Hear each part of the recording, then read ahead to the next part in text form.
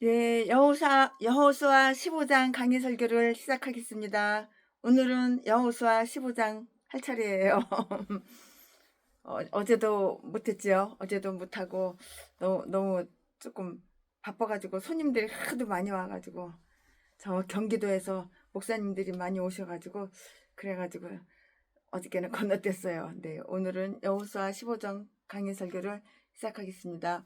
비록 그 땅이 완전히 점령되지는 않았지만 현재로서는 전쟁이 피니시 끝나고요. 휴식을 취하고 있었고요. 이것에 대해서는 앞장은 14장이죠. 여호수아 14장이죠. 앞장 여호수아 그 10장 끝에서 상세하게 아주 자세하게 거론이 되어 있어요.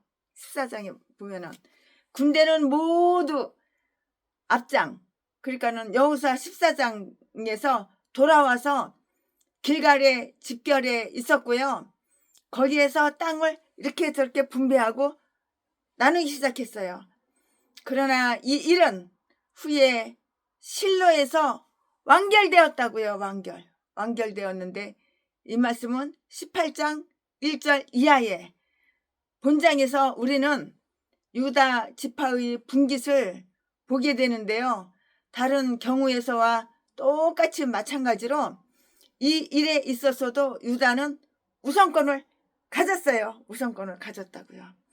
유다 기업의 경제, 유다 기업의 경계 혹은 한계, 경계라고도 하고 한계라고도 하는데요. 혹은 한계, 이 말씀은 1절부터 12절까지 있어요. 오늘은 다 15장이니까 전면 말씀드리겠습니다. 다 똑같아요. 15장. 헤브론과 그리고 그 주변의 마을이 갈렙과 그 가족에게 아주 특별하게 할당이 된다고요. 13절부터 19절까지 유다 분깃에 들어온 몇몇 성읍들이 그 이름들이 있는데요. 이 말씀은 20절부터 63절까지. 아멘. 지금부터 설교 제목은 유다 지파의 못. 지금부터 본문 말씀은 여호수아 15장 1절부터 12절까지. 1절, 유다 자손의 지파가 그 가족대로 제비 뽑은 땅의 극남단은 에돔 지경에 이르고 또 남으로 신강야까지라.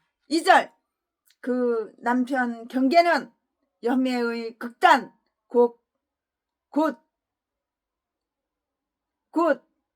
남향한 해만에서부터. 3절, 아그라빔 비탈 남편으로 지나 시내에 이르고 가데스 바네아 남편으로 올라가서 헤스론을 지나며 아달로 올라가서 돌이켜 길가에 이르고. 4절, 거기서 아스몬에 이르고 애굽 시내에 미치며 바다에 이르러 경계의 끝이 되나니 이것이 너희 남편 경계가 되리라. 5절, 그 동편 경계는 염해니 요단 끝까지요.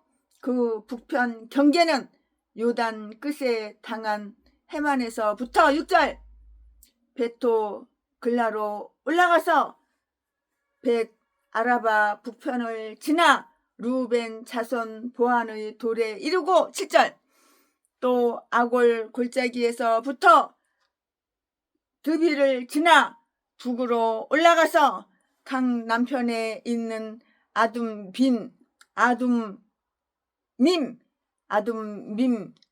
비탈 맞은편 길가를 향하고 나아가 엔 세메스 물을 지나 엘로겔에 이르며. 8절, 또 흰놈의 아들이 골짜기로 올라가서 여부스 곧 예루살렘 남편 어깨에 이르며 또 흰놈의 골짜기 앞 서편에 있는 산 꼭대기로 올라가나니 이곳은 르마임 골짜기 북편 끝이며. 9절, 또 이 산 꼭대기에서부터 렙도와 샘물까지 이르러 에브론산 성읍들에 미치고 10절 또 바알라 곧 기럇 여아림에 미치며 또 바알라에서부터 서편으로 돌이켜 세일산에 이르러 여아림산 곧 그살론 열북편에 이르고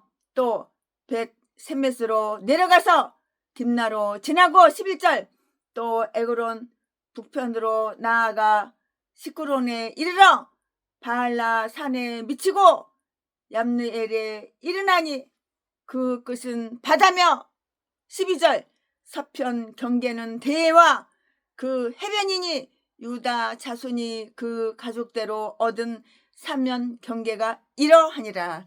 아멘. 이거 오늘 본문 말씀입니다. 이 본문 말씀 가지고 오늘도 강해 설교를 할 건데요. 네, 유다 요셉은 루벤이 잃어버린 장자권을 이어받고요.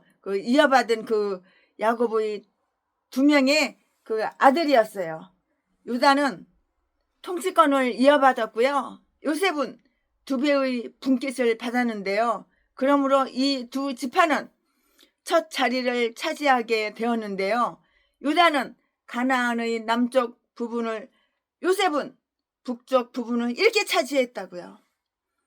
그리고 이 두 지파 위로 7지파가 자리를 잡고 있는데요.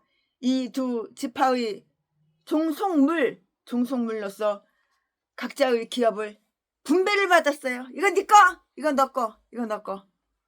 이거 하나님은 너한테 주는 거야. 하나님이 최신애들어 너 갖다 주라고 그랬어. 그러니까 갖다 주는 거야. 이건 네 거, 네 거, 네 소유. 내 소유? 없어. 다 네 거야, 네 거. 이사갈, 스불론과 납달리, 아셀은 요셉에게 종속이 되었다고요. 그리고 이 두 지파 위로 7지파가 자리를 잡고 있는데요. 이 두 지파의 종속물로서 각자의 기업을 분배받았다고요. 분배. 베냐민과 시므온과 단이 기업은 유다에 종속되어 있고요. 이사갈과 스불론과 납달리와 아셀은 요셉에게 이렇게 종속이 되어 있어요. 이렇게 종속이 되어 있고 저렇게 종속이 되어 있고, 이들 두 지파는 제일 먼저 기업을 책정받았는데요. 그런데 후에 우리가 보게 되겠지만 이 일은 이 땅에 관한 정확한 조사가 없이 된 것 같은데요. 18장 9절 말씀에 북부 지역과 남부 지역 전체에 가장 갈목할 만한 부분으로 길갈에 가장 가깝게 위치하고 또 사람들이 가장 잘 알고 있는 지역을 우선 두 못으로 나누어 이들 두 정상 지파들 사이에 제비를 뽑게 했을 거라고 이렇게 생각을 해요. 그런데 그중 한 지파는 여호수아가 속한 지파였고요. 다른 한 지파는 갈렙이 속한 지파였는데요. 그는 이 분할 문서에 적힌 첫 번째 위원이었다고요. 제비를 뽑은 결정에 따라서 우리가 오늘 본장 여호수아 15장에서 다루게 되는 남쪽 지역은 유다 지파에게로 이렇게 떨어졌고요. 다음 2장에서 다루게 될 북쪽 지역은 요셉 지파에게로 이렇게 떨어졌어요. 이 일이 끝난 뒤에 보다 더 공정하게 이렇게 분배, 양쪽으로나 질적으로나 간에 이렇게 나머지 7지파에게서 이렇게 저렇게 이루어진 것이에요. 그리고 이 일은 이 분할에 관해서 주어진 일반적인 규칙에 따른 것이라고 이렇게 최순애 목사는 생각을 하고 있는데요. 왜 그렇게 생각을 하고 있느냐? 민수기 33장 54절 읽어보니까 그렇게 써 있어요. 수가 많으면 많은 기업을 주고 적으면 적은 기업을 주되 각기 제비 뽑힌 대로 그 소유가 될 것인즉 환원하면 너희는 두 큰 부분을 지정하고 숫자가 보다 많은 지파인 유다와 요셉 두 파로 제비를 뽑아 결정하게 하고, 그리고 그 나머지는 보다 적은 못으로 나누어 보다 숫자가 적은 지파들에게 할당되도록 하라! 이렇게 하라는 것이었어요. 전자는 길갈에서 이루어졌고요. 후자는 실로에서 이루어졌다고요. 앞 본문에서 우리는 유다 지파 기업의 경계선을 보게 되는데요. 그런데 유다 기업은 다른 지파도 그렇지만 그 가족대로, 즉 그 가족의 숫자를 염두에 둔 것으로 이야기되고 있고요. 이것은 여호수아와 엘르아살과 그리고 여타의 의원들이 각 지파별로 제비를 뽑아서 그 못을 받게 되었을 때 그것을 다시 보다 큰 부분으로 나누어서 이 일도 마찬가지로 제비로 결정되었을 것으로 이렇게 봐요. 제비 뽑기. 제비로 이렇게 되었을 것으로 이렇게 본다고요. 각 가족에게 그 기업을 분배하고, 그리고 또다시 각 세대별로 이렇게 분배했다는 것을 의미하는데요. 이러한 처리는 이 최고 당국에 의해서 가장 잘 이루어졌기 때문에 이 일을 각 지파의 하급 행정관들에게 맡겨져서 분배하도록 되었을 경우 생겨났을지도 모르는 그러한 불만을 훨씬 더 줄어들게 했을 것이에요. 여기에 나오는 이 지파의 경계선들은 대체로 고정되어 있기는 하지만 절대 변경 불능은 아닌데요. 이들 경계선 내에 위치한 상당한 부분이 후에 시므온과 단의 분깃으로 이렇게 할당이 되는 거예요. 동방 경계는 염해뿐이었어요. 5절 말씀에 모든 바다가 염해, 소금이야 소금. 모든 바다가 소금이 얼마나 짠지 바다가 그랬다고요. 동방 경계는 다 염해뿐이었어요. 소금 바다. 5절 말씀에 모든 바다가 다 짜요. 다 소금이에요. 소금. 그러나 이 바다는 일반 바다보다는 훨씬 더 짠데요. 그래서 이 바다에는 어떤 생물도 존재하지 못하게 돼요.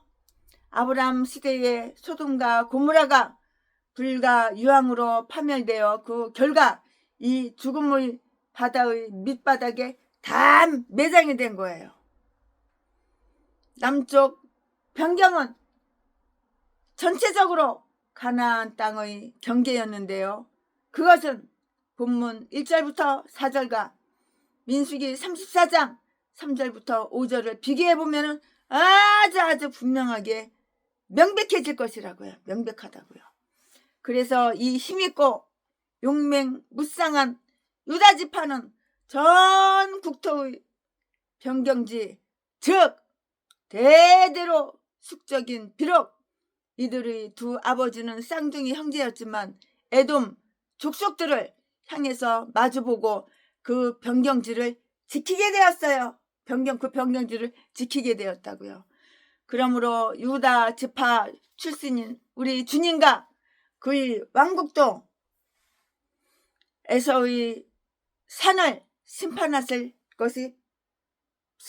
것이라고요. 이 말씀은 욥기 21장에 기록이 되어 있고요. 북쪽 경계선은 베냐민 지파의 분깃으로 구분되는데요. 여기에서 루벤 지파 사람인 보안의 돌에 대한 이야기가 나와요. 6절 말씀에 그는 아마도 요단강을 건너온 루벤 지파 군대의 위대한 지휘관으로 길갈에 있는 진에서 죽어 멀지 않는 이 돌 아래 매장이 되어 있어요.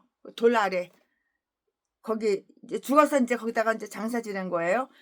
거기다 이렇게 매장되어 있고요. 마찬가지로 아골의 골짜기도 이 변경에 위치하고 있어요. 7절 말씀에 이것은 그들 지파의 한 사람인 아간이 이스라엘 회중에게 준 고통을 유다 사람들에게 기억하게 해줌으로써 각자 자기들이 맡은 일에 너무너무 교만하지 않도록 하기 위함이었을 것이 분명해요. 이 북방 경계선은 예루살렘에 아주 가깝게 지나가고 있는데요. 8절 말씀에 너무 가까워서 시온산이나 모리아산이 이 부족의 분깃에 포함될 정도였다고요. 그러나 이 예루살렘의 더 큰 부분은 베냐민 지파의 분깃에 다 들어있어요. 서방 경계선은 처음에는 대해에 이르렀고요. 12절 말씀에 그러나 나중에 단 지파의 분깃이 이편에 있는 유다 지파의 분깃 중 상당한 부분을 이렇게 떼어갔는데요. 유다와 요셉 지파 사이의 분깃의 그 결정은 단지 누가 북쪽을 가지며 누가 남쪽을 가지는가에 대한 결정이었는지 둘 간의 경계를 변경할 수 없게 이렇게 고정시키자는 것은 그건 아니었어요. 유다의 기업은 그 한계가 결정되어 있었고요. 비록 용맹무쌍한 지파며 다른 지파에 대해 굉장한 관심을 가지고 있다고 해도 그들은 자기들이 하고 싶은 대로 임의로 자기 마음대로 자기들이 소유를 확장하도록 방임되어서는 안 된다고요. 그들도 그들의 이웃들이 살아갈 수 있도록 이렇게 생활해야 하는데요. 높은 자리를 차지하고 있는 사람들은 땅의 한가운데 혼자 자리 잡고 있다고 이렇게 생각해서는 이거는 아니되옵니다. 이거는 안 되는 거예요. 이거 이렇게 하면 이건 될 수가 없는 거예요. 아멘. 지금부터 설교 제목이 바뀌어요. 본문 말씀이 바뀌어요. 지금부터 설교 제목은 갈렙의 못. 지금부터 본문 말씀은 여호수아 15장 13절부터 19절까지 13절. 여호와께서 여호수아에게 명하신 대로 여호수아가 기럇 아르바 곧 헤브론 성을 유다 자손 중에서 분깃으로 여분네의 아들 갈렙에게 주었으니 아르바는 아낙의 아비였더라. 14절. 갈렙이 거기서 아낙의 소생 곧 그 세 아들 세세와 아이만과 달메를 쫓아내었고 15절. 거기서 올라가서 드빌 거민을 쳤는데 드빌의 본 이름은 기럇세벨이라. 16절. 갈렙이 말하기를 기럇세벨을 쳐서 그것을 취하는 자에게는 내가 내 딸 악사를 아내로 주리라 하였더니 17절. 갈렙의 아우여 그나스의 아들인 운니엘이 그것을 취함으로 갈렙이 그 딸 악사를 그의 아내로 주었더라. 18절. 악사가 출가할 때에 그에게 청하여 자기 아비에게 밭을 구하자 하고 나귀에게 내림에 갈렙이 그에게 묻되 내가 무엇을 원하느냐. 19절. 가로되 내게 복을 주소서 아버지께서 나를 남방 땅으로 보내시오니 샘물도 내게 주소서 하매 갈렙이 윳샘물 위에 그 우물이죠. 샘과 아랫샘 아래쪽 우물이에요. 아랫샘을 그에게 주었더라. 아멘. 이 당시에는 물이 너무너무 귀했어요. 물 없이 어떻게 살아요? 뭐 수도꼭지만 털면 수돗물이 줄줄줄 나오는 거 그게 아니었어요. 샘 땅을 파가지고. 최순애도 저 여주에다가 땅을 많이 살았는데요. 그 여주에 그때 전쟁 일어날 위험이 많았어요. 최순애가 뉴욕에서 붕해를 하고 시카고, 샌프란시스코, 거기 LA 거기서 피정진 목사님하고 붕해를 하고 이제 근데 거기서 기도를 하다 보니까는 핵전쟁이 일어나는 그게 막 보이는 거예요. 그래가지고 막 기도하다가 그냥 한국에 와가지고 바로 그냥 어디가 핵전쟁이 일어나면 피할 곳이 있는데 피할 곳은 딱 이렇게 지도를 펴놓고 대한민국 지도 남북한 딱 펴놓고 보니까는 여주야 여주. 거기는 전쟁이 일어나도 끄떡없을 것 같아.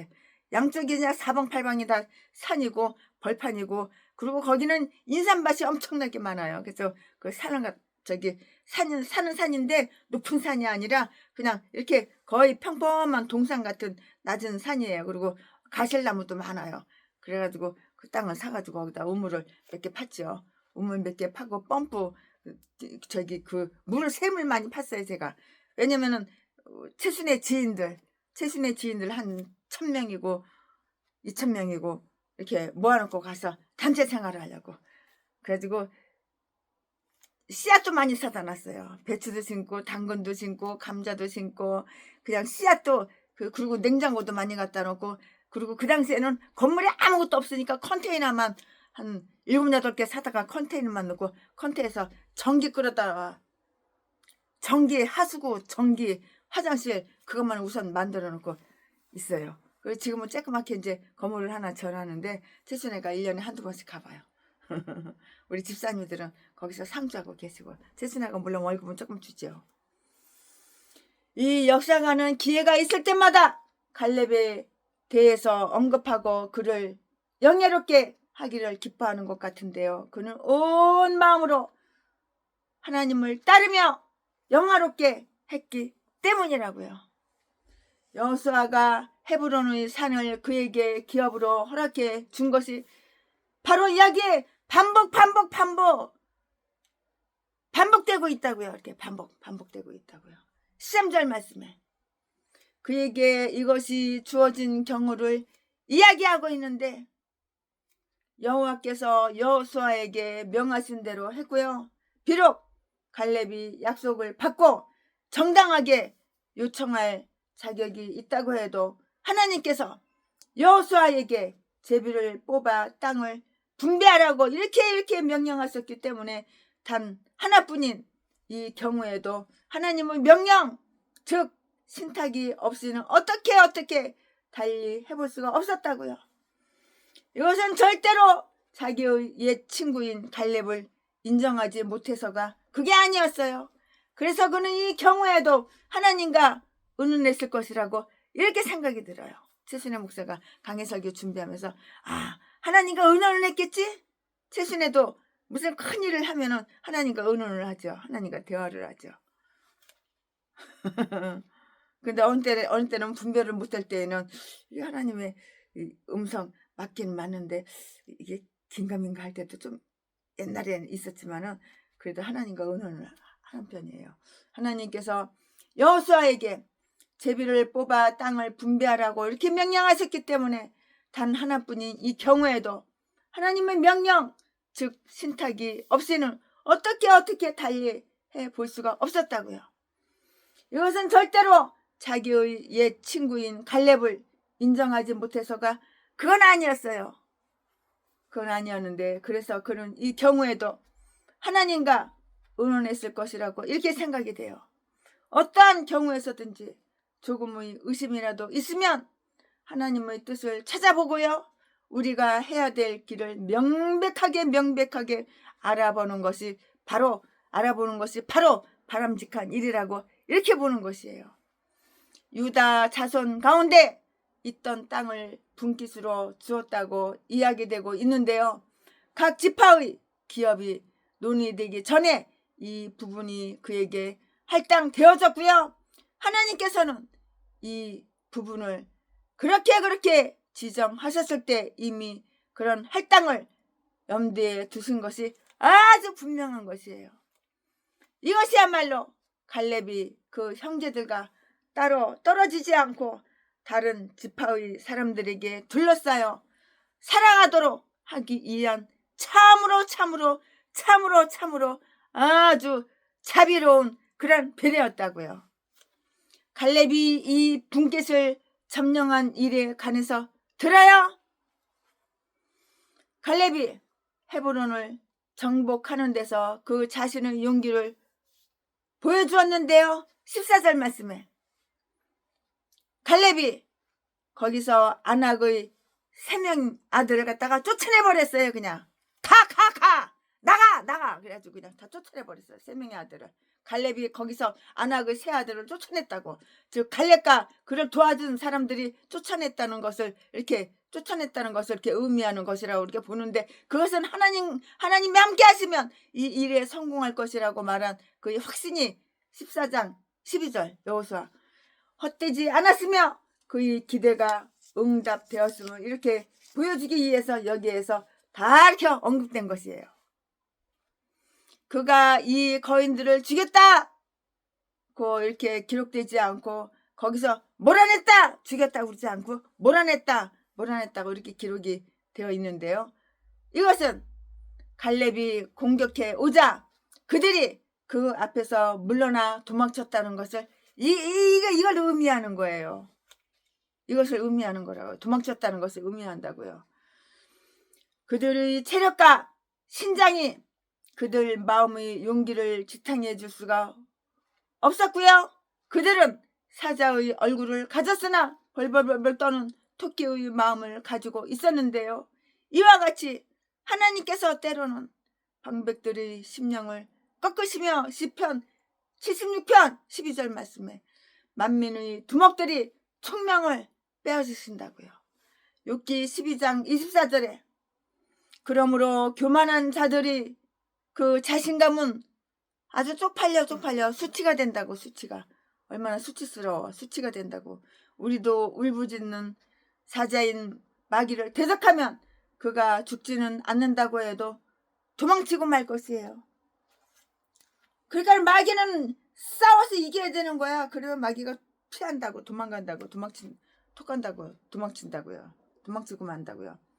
그가 드비를 정복하는 일에서 그와 함께 싸우는 이들이 그 용기를 격려했는데요. 15절 이하에 이미 여호수아 자신이 드비를 정복했는데도 10장 39절 가나안 다 지금 여호수아를 얘기하는 거예요. 10장 39절 여호수아예요. 물론 가나안 사람들이 이스라엘 군대가 없을 동안에 다시 이곳을 점령하고 살았어요. 그래서 두 번째로 이 일을 하지 않으면 안 되었고요.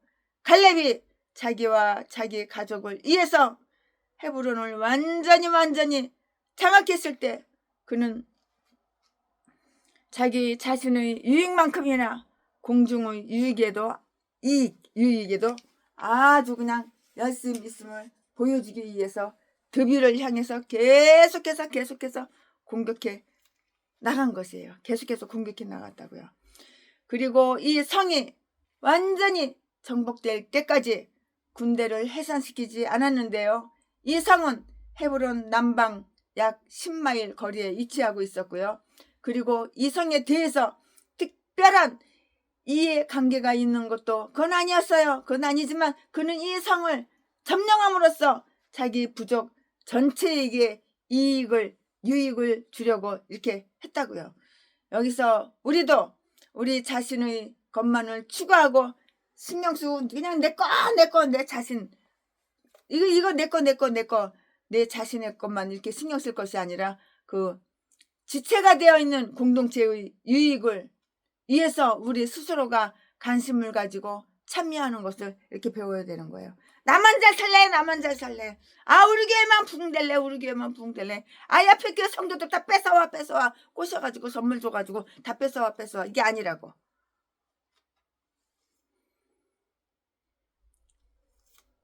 공동체로. 지체가 되어 있는 공동체의 이익을 위해서 우리 스스로가 관심을 가지고 참여하는 것을 우리는 배워야 되는 거예요. 우리는 우리 자신만을 위해서 태어나지 않았어요. 나만 잘 먹고 잘 살려고 태어난 것이 아니야. 또 우리 자신만을 위해서 살아도 안 되는 거예요. 남을 위해서 살아야지. 나 자신을 위해서 살아. 내가 목사야? 그러면 성도들을 위해서 내 이웃을 내 몸과 같이 사랑하며 내 이웃을 위해서 살아야지. 왜 나만 위해서 살아? 하나님은 사랑이야. 근데 너 개목사는 사랑이 있어? 사기나 치고 도둑질이나 하고 사람 때려서 돈이나 뺏고 전라도 똥개 목사야. 강도 새끼지 네가. 교도소나 수십 번 들락날락거리고.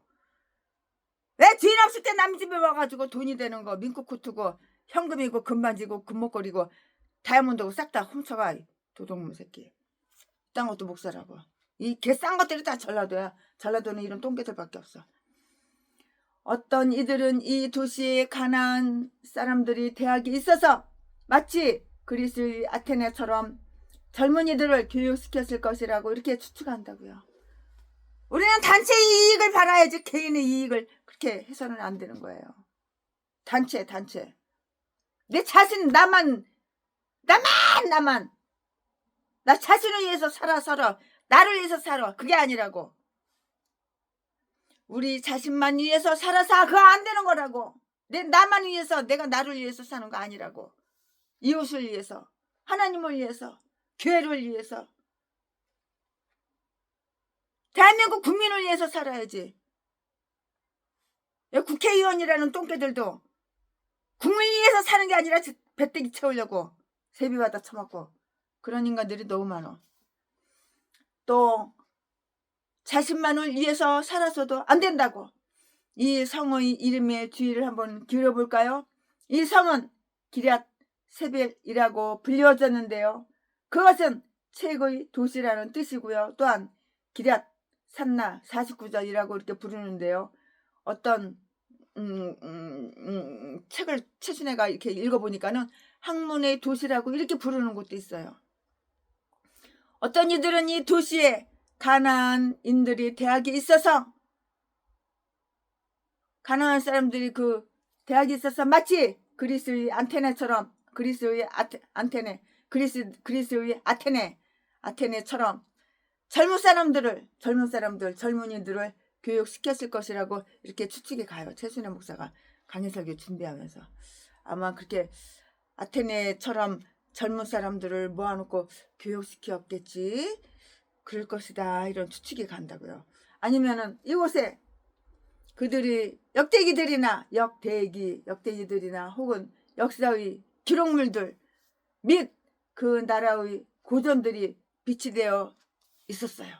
갈렙으로 하여금 그토록 간절하게 이스라엘이 이 성을 지배하도록 한 것은 그들로 하여금 가나안 사람들이 고대 학문을 배울 수 있도록 하기 위함이었던 것이 틀림없어요.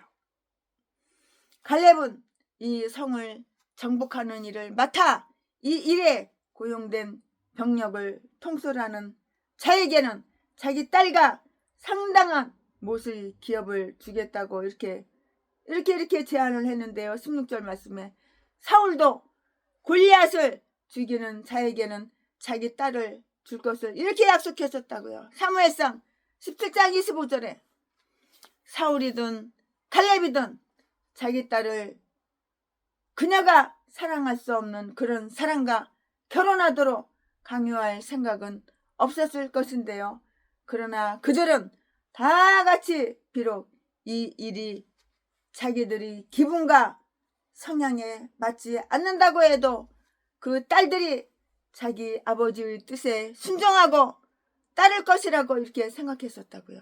갈렙의 집안은 존귀하고 부유할 뿐만이 아니라 종교적인 그런 집안이었어요. 누가? 갈렙 집안이 그런 집안이었다고요. 그 자신이 온 마음으로 여호와를 따랐고요. 그리고 온 마음으로 여호와를 따랐을 뿐만이 아니라 자기 자식들, 자기 자녀들에게도 그렇게 가르쳤어요. 참 올바른 가정이죠. 올바른 아버지죠. 올바른 부모님이죠. 그러므로 어떤 젊은 남자에게든지 이 결혼은 바람직한 것이 되었죠. 뭐 볼 것도 없어요. 이 결혼은 아주 바람직한 그런 결혼이 되었다고요. 갈렙은 이 제안을 함으로써 이 중요한 것을 점령하여 자기 나라에 봉사하고 또 잘 배웠고 용감한 남자에게 자기 딸을 좋은 결혼을 하게 될 것을 이렇게 목적은 바로 그거예요. 이렇게 목적을 하고 있었다고요. 그런 남자는 최고의 도시에 대한 특별한 애정을 가진 학문의 사람일 것이 틀림없죠. 사람일 것이고 또 자기 나라에 봉사하고 자기 세대에 가치 있는 일을 하는 아주 용감한 사람일 것이기 때문이라고요. 그는 자기 딸이 이와 같은 성품의 사람에게 결혼할 수만 있다면 그 지파의 못의 분깃이 많든 적든 간에 자기 딸은 아주 훌륭한 결혼 지참금을 받게 되는 것이라고 생각했을 것인데요. 그 성은 갈렙의 조카 운니엘에 의하여 용감하게 정복되었고요. 갈렙은 아마도 이 제안을 할 때부터 그를 의중에 두었어요. 그 의중에 마음속에 두었다고요. 17절에 젊었을 때부터 이렇게 용기를 나타낸 운니엘은 오랜 후에 여호수아가 죽은 후 만년에 가서 이 민족의 일을 혼자서 맡아 하는 이스라엘의 구원자와 사사가 되었는데요. 이 세상을 출발하는 사람들은 아주 위대하고요. 선한 야망을 가지고요. 제때에 시작하는 것이 아주 좋다고요. 젊었을 때 아주 탁월하게 봉사를 하면 늙어서 명예가 있죠. 젊어서 그냥 탁월하게 봉사를 해봐요. 늙어서 명예가 있는 거예요. 아무개 참 봉사 열심히 했어. 근면에 성실해. 그럼 늙어서 다 그거 다 영광이 다 돌아오는 거예요. 명예가 있는 거예요. 명예가 있다고요. 여기에서 모든 사람의 동의한 대로 운니엘은 갈렙의 딸, 자기의 사촌 자매인 악사와 이렇게 결혼을 했잖아요. 딸을 줬잖아요. 아버지가. 그 딸 이름이 악사잖아요. 그는 그녀를 얻기 위해서 이 대담한 일을 또 맡았고요. 이 세상에 공짜가 없는 거예요. 공짜가. 그 딸을 얻기 위해서, 자기 아내 삼기 위해서 이 대담한 일을 떠맡았다고. 자기 나라에 대한 사랑이나 명예의 야망이나 자기 백성의 족장에게 인정을 받으려고 하는 그러한 욕망은 그로 하여금 이 위대한 행동에 뛰어들게 할 수 없었고요. 악사에 대한 애정은 이 일을 하게 했는데요. 누구든지 자기보다 더 그녀의 사랑을 차지하려고 하는 그 행동을 하게 한다는 것을 그로서는 정말 생각할 수조차도 없는 일이라고요. 어떻게 그런 생각을 해요. 그래서 그는 이 큰 사랑의 불길을 되었는데요. 이와 같이 사랑은 죽음처럼 아주 강하고요. 그럼 질투는 뭐야? 질투는 무덤처럼 아주 잔인하다고. 질투 때문에 얼마나 사람을 많이 살인해. 그래서 그는 이 큰 사랑의 불길에 고치되었고요. 이와 같이 사랑은 죽음처럼 아주 강하고요. 질투는 무덤처럼 잔인하다고요. 우리 교회 성도님 한 분이 새벽 3시에 전화가 왔어. 내가 자기 사랑하고 자기 예뻐해 주는 거 본인이 알거든. 우리 집사님이 잘 알거든. 목사님 나 지금 너무너무 배가 아파요. 그래가지고 그냥 빨리빨리 전화해가지고 앰뷸런스 불러가지고 그냥 가가지고 급히 그냥 응급실로 가서 치료를 받게 해줬어요. 이게 바로 사랑이야. 이게 바로. 새벽 2시면 어떠고 새벽 1시면 어떠고 새벽 3시면 어때. 성도가 중요하지. 내가 그거 잠 조금 퍼질러 자는 게 그게 더 중요해. 잠자 안 자면 어때. 새벽 3시에 일어나면 어떠고 새벽 2시에 일어나면 어때. 새벽 3시에 전화가 오면 어때. 급한데 전화해야지. 그러면 새벽 2시에도 전화해야지. 우리 교회 성도인데. 이게 바로 사랑이야. 이게 바로 목사의 사명이야. 내 이웃을 내 몸과 같이 사랑하라고 그랬으니까 사랑해야지.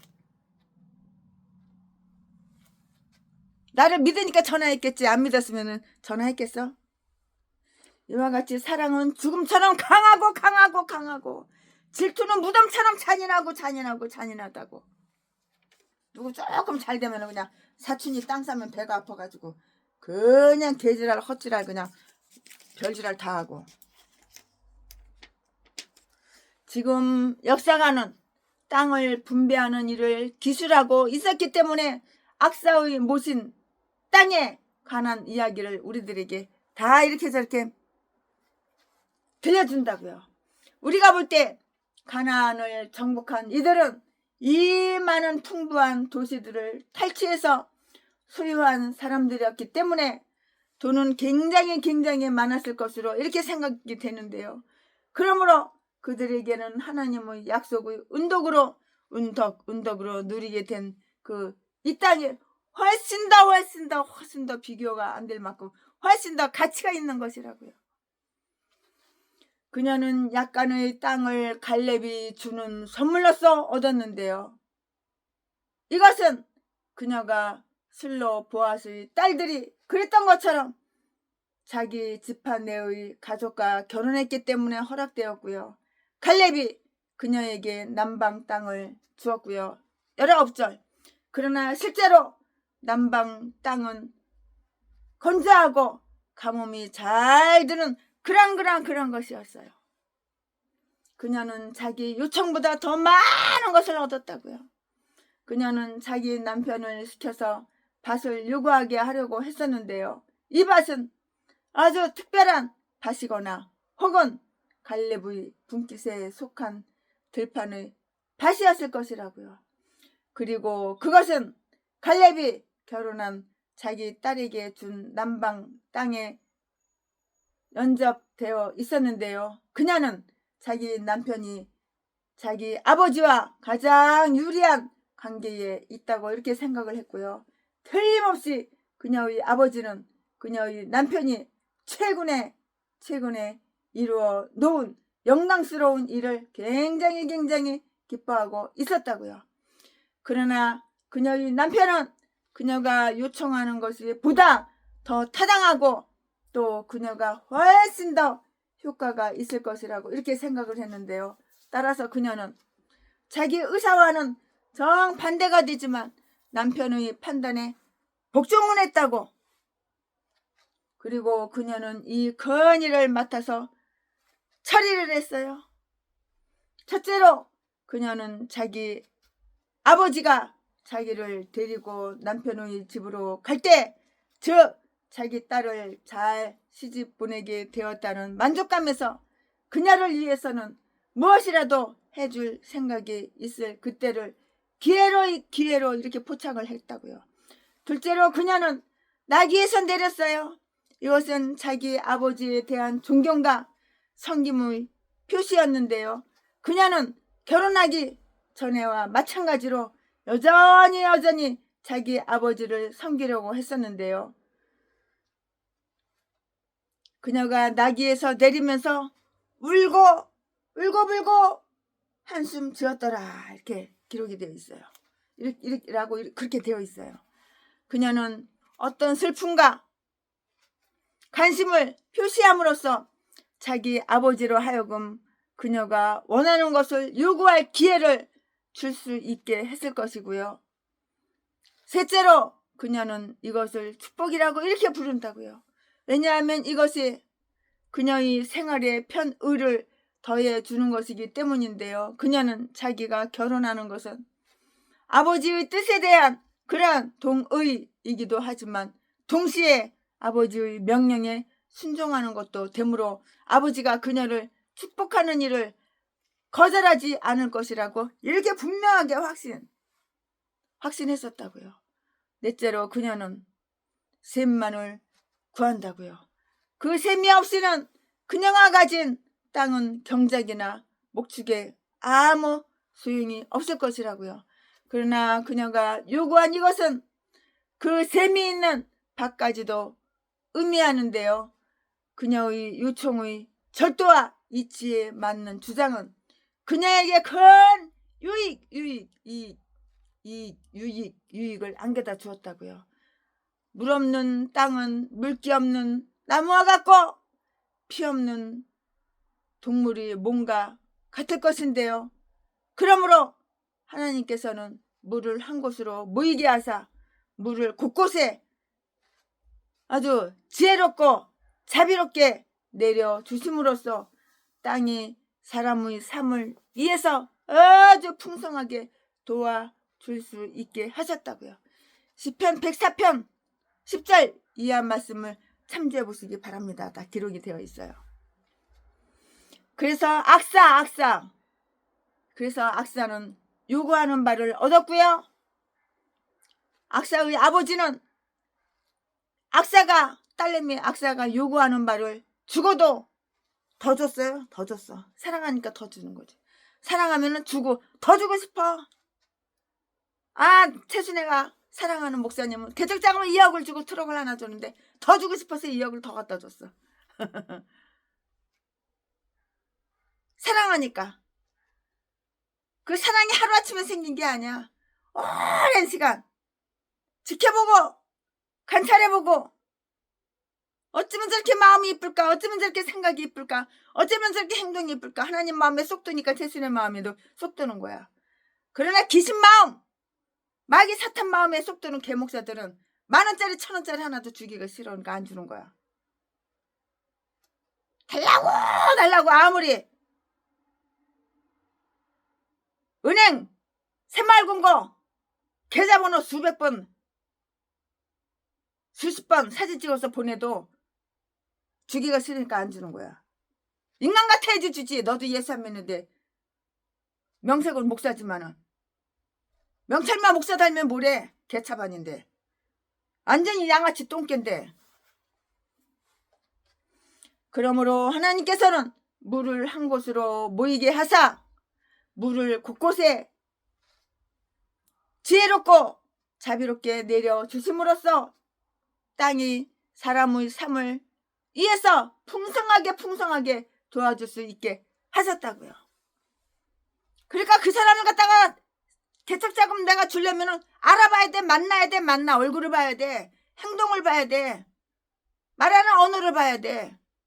두 눈구멍에 돈이 그냥 돈독이 올라가지고 남이 돈 공짜로 처먹으려고.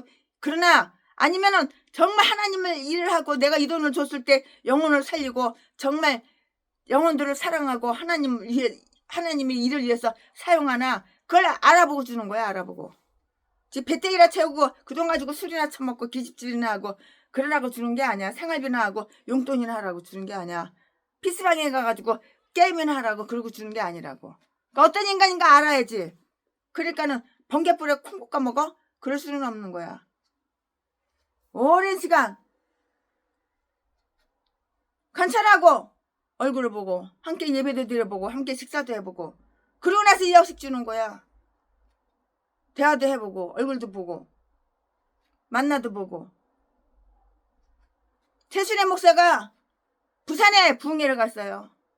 그래가지고 옷도 많고 책도 많고 가져갈 게 많고 선물이 많아가지고 내가 어느 목사님한테 전화를 했어요. 그 목사님은 한가하거든요. 시간이 많거든요. 기회가 없어요. 그래가지고 가가지고 이제 한 주간 동안 최순애가 이제 강사로다가 부흥회 끝나고 올 때 거기서 그냥 사례비로 그냥 너무 많이 준 거야. 근데 사례비 받기가 싫은 거야.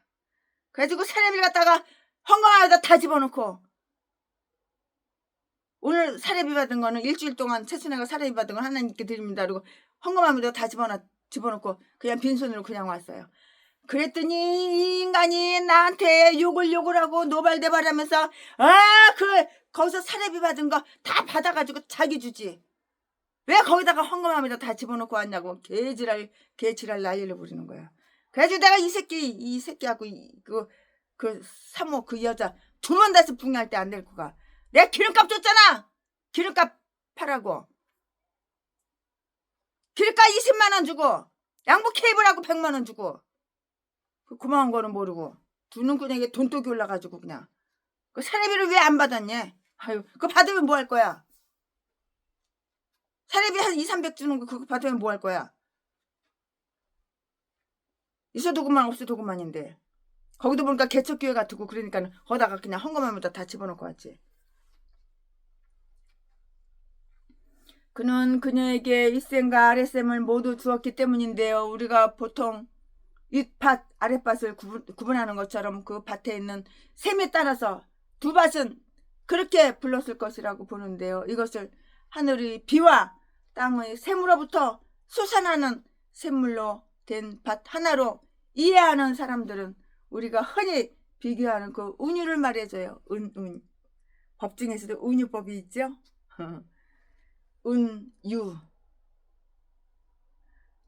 은유를 말해준다고요. 비교하는 은유. 즉 우리가 영적 하늘의 그 축복을 위해서 기도하는 것은 우리 영혼에 관계되는 일셈의 그 축복으로 보고요. 뭔가 생명에 관계되는 것들은 아랫셈의 축복으로 이렇게 보는 거예요. 일셈의 축복, 아랫셈의 축복, 셈, 생수, 생수. 우리 영혼에 관계되는 일셈의 축복으로 보고 몸의 생명에 관계되는 것들은 아랫셈의 축복으로 보는데 이 이야기로부터 우리가 배울 교훈이 있어요. 그럼 이 이야기로부터 배울 교훈이 뭐냐? 우리가 보는 대로 정당하고 올바른 방법으로 획득하는 현세의 삶의 평안과 안일에 대한 온전한 욕망은 제10계명을 파기하는 것이 아니라는 그것이에요. 바로 남편과 아내는 자기 가족의 공동의 착할 선자 한문으로 선을 위해서 서로 건면하고 협력해야 한다는 것이라고요.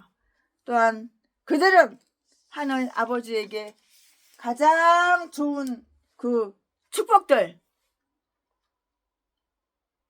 즉 일셈의 축복들을 요구하는 일에서 더욱더 뜻을 모아야 하는 것이라고요. 부모는 자기 자식들의 참된 유익을 위해서 자녀에게 주는 것은 손실로 생각하면 절대로 안 되는 거예요. 이거는 이렇게 하면 부모 자격 없어. 도리어 그들에게 생계는 물론 유산을 주는데도 관대해야 하며 특별히 부모가 의무를 질 때는 더욱 그렇다고요. 갈렙에게 아들이 있었어요.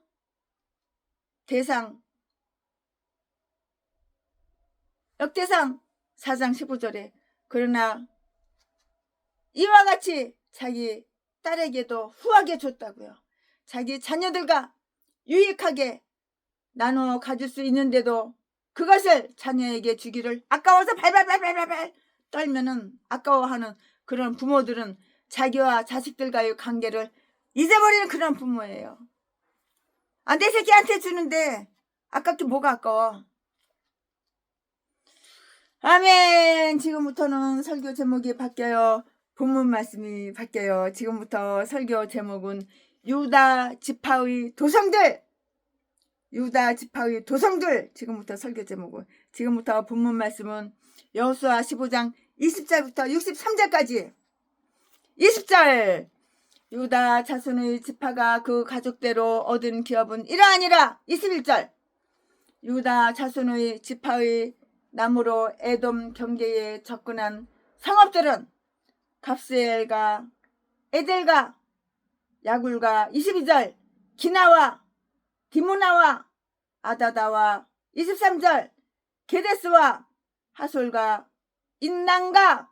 24절 심과 델린과 부알 톡과. 25절 하솔 하다따와 그리윳 헤스론 곧 하솔과. 26절 야만과 세마와 몰라다와. 27절 하살가따와 헤스몬과 벳 벨렉과. 28절 하살스알과 부엘세발과 비스 요다와. 29절 바알리와 이딘과 에겐과. 30절 에돌락과 그 셀과 혼마와. 31절 시글락과 만만난과 산산니와 르바옥과. 32절 실힘과 아인과 림모니니 모두 29 성읍이여 또 그 촌락이었으며. 33절 평지에는 에스다올과 소라와 아스나와. 34절 산화와 엔감님과 다프아와 에남과. 35절 나르롯과 아돌림과 소고와 아세기와. 36절 시아람인과 아디람 앤과 그라데와 그로디 은하민이 모두 14 성읍이여 또 그 촌락이었으며. 37절 스난과 하다사와 믹달각과. 38절 딜라한과 미스베와 요드에와 39절, 라기스와 보스가까 에글론과 40절, 갑본과 라만과 가다스라 41절, 그대로가 벤나문과 라만과 막대나니 모두 16성읍이요. 또 그 촌락이었으며 42절, 림나와 에델과 아산과 43절, 입다와 아스나와 느스가 44절, 그 일라와 악시가 곰랭과 업성읍이요. 또 그 촌락이었으며 45절, 에글론과 그 향리와 촌락과 46절, 에그론에서부터 바다까지 아스돗 곁에 있는 모든 성읍과 그 촌락이었으며 47절, 아스돗과 그 향리와 촌락과 가사와 그 향리와 촌락이니 애굽 시내와 대예가에 이르기까지 였으며 48절, 산지는 3일과 야뜰과 소고와 49 단나와 기럇 산나 곧 드빌가 50절, 아답과 에스 두모와 아님가 51절, 고센과 흘론과 길론이 모두 11성읍이요. 또 그 촌락이었으며 52 아랍과 두마와 에산과 53절, 야닌과 벳 타푸아와 아베가와 54절, 홈다와 기럇 아르바 곧 헤브론과 사울이니 모두 9성읍이여 그 촌락이었으며 55절, 마온과 갈렙과 10요다와 56절, 이스르엘과 욕두암과 사나와와 57절, 가인과 기부아와 딥난이 모두 10성읍이여 또 그 촌락이었으며 53절, 할몬과 벨속과 그 돌과 59절, 암라년과 베는과 아독과 에골론이 모두 6성읍이여 또 그 촌락이었으며 60절, 기럇발 곧 기럇 여아림 라빠님 모두 2성읍이여 또 그 촌락이었으며 61절, 강야에서는 벳 아라바와 밑댄과 시가라와 62절, 립산과 염성과 엔 게딘이 모두 6성읍이여 또 그 촌락이었더라. 63절, 예루살렘 거민 여부수 사람을 유다 자손이 쫓아내지 못하였으므로 여부수 사람이 오늘날까지 유다 자손과 함께 예루살렘에 거하니라. 아멘. 아, 그쵸. 복잡하네, 복잡해. 아, 한국 이름이 아니고 외국 이름이라서 조금 헷갈렸어요. 아멘. 이거 오늘 본문 말씀이에요. 한국 사람 이름이 아니고 외국 이름이라서 여기 좀 참, 이거 본문 말씀 끝났어요. 네, 우리는 여기에서 유다 지파의 기업으로 분배된 몇몇 도시의 이름을 보게 되는데요.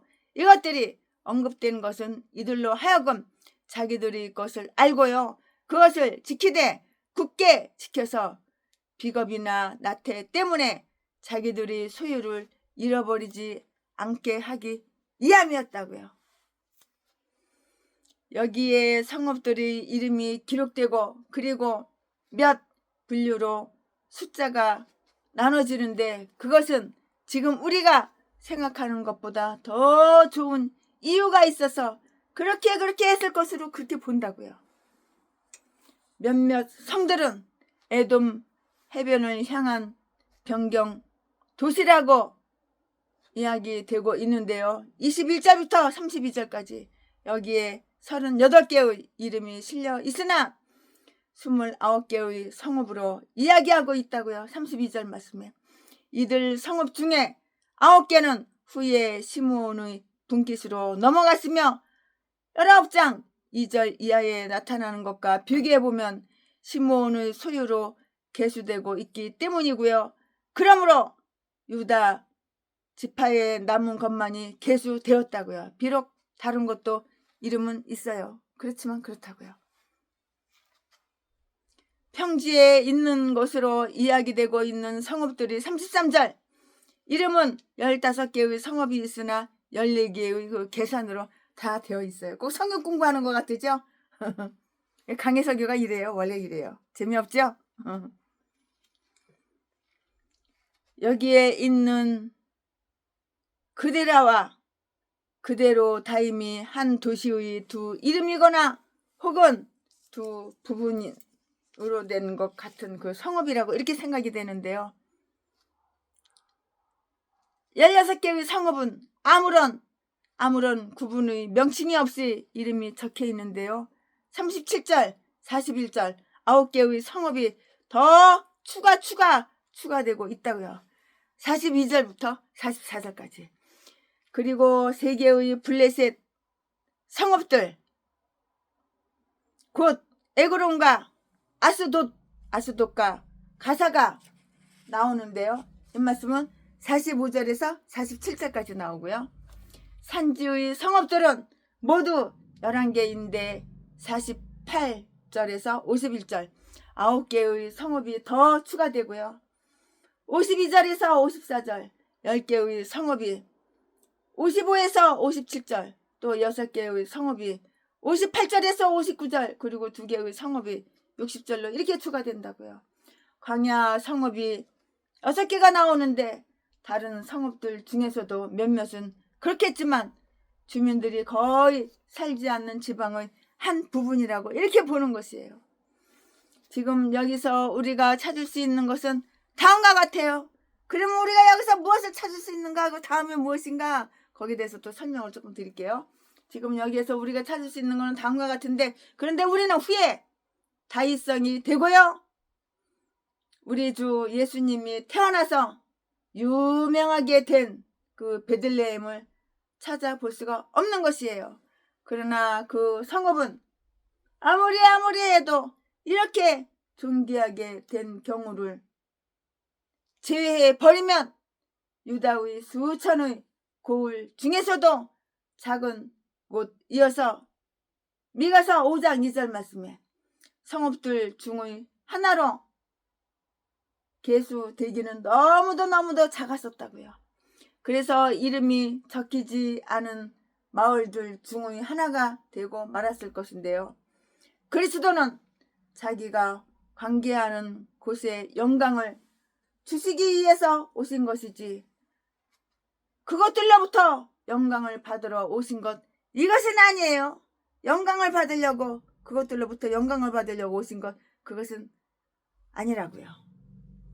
예루살렘은 계속해서 여부스 사람들이 손에 있는 것으로 이렇게 이야기되고 있어요. 63절 말씀에. 왜냐하면 나태와 우매와 불신앙으로 유다 자손이 쫓아내지 못하였기 때문이라고요. 그들이 용기와 결단으로 이 일을 하려고 했더라면 하나님께서 그들에게 승리를 안겨주시지 않았을 리가 없다고 이렇게 생각을 해요. 그러나 그들은 하려고 하지 않았기 때문에 할 수가 없었고요. 예루살렘은 후에 거룩한 도시, 왕도 위대한 왕의 도시, 이스라엘 온 땅에서도 가장 아름다운 자랑거리가 되어야 했었다고요. 하나님께서 그렇게 되도록 다 계획을 하셨다고요. 그러므로 그들이 이토록 오랫동안 이들 사이에 끼어 살게 된 것은 하나님께서 그들에게 주신 성읍들을 정복하는 일이 있어서 이들이 나태한 데 대한 형벌로 보는 것이 정당할지도 모르겠어요.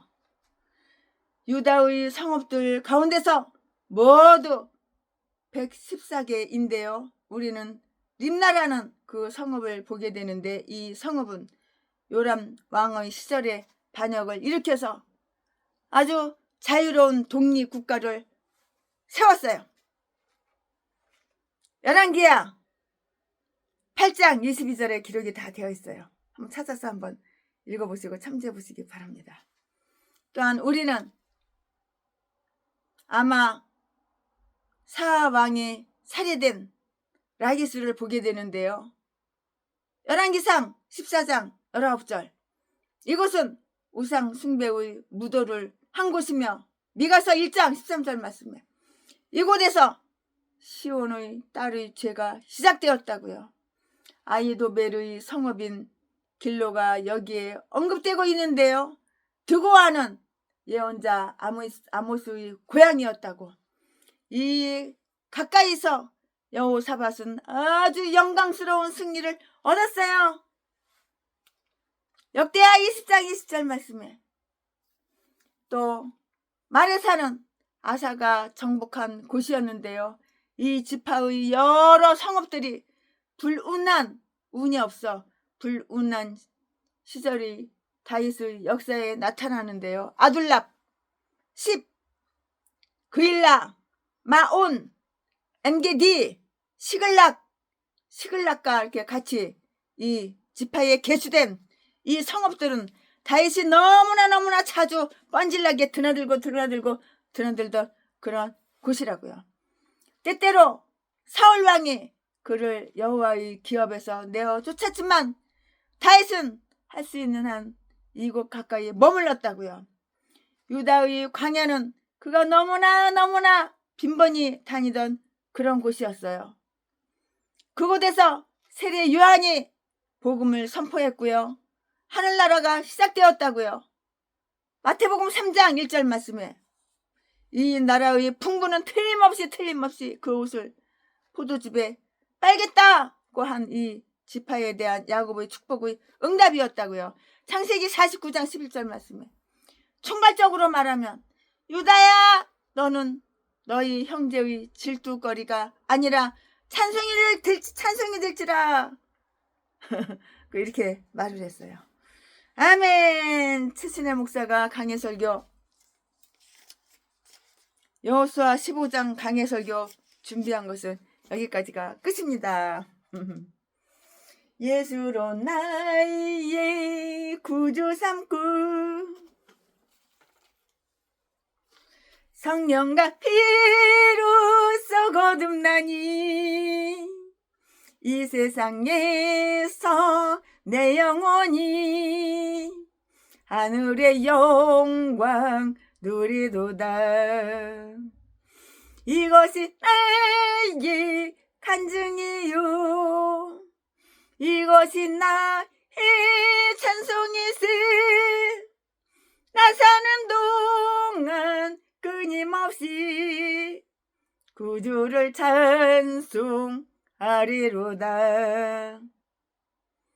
온전히 주께 맡긴 영혼 온전히 주께 맡긴 내 영 사랑의 음성을 듣는 중이 천사들 왕래하는 것과 하늘의 영광 보리로다. 이것이 나의 간증이요 이것이 나의 찬송이세. 나 사는 동안 끊임없이 구주를 찬송하리로다. 아멘. 사랑합니다.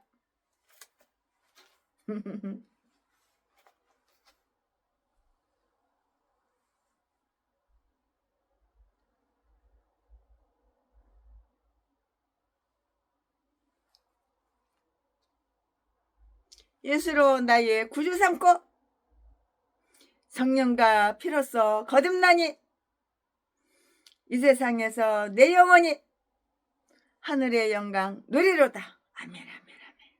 이것이 최순의 간증이요 이것이 최순의 찬송이라고.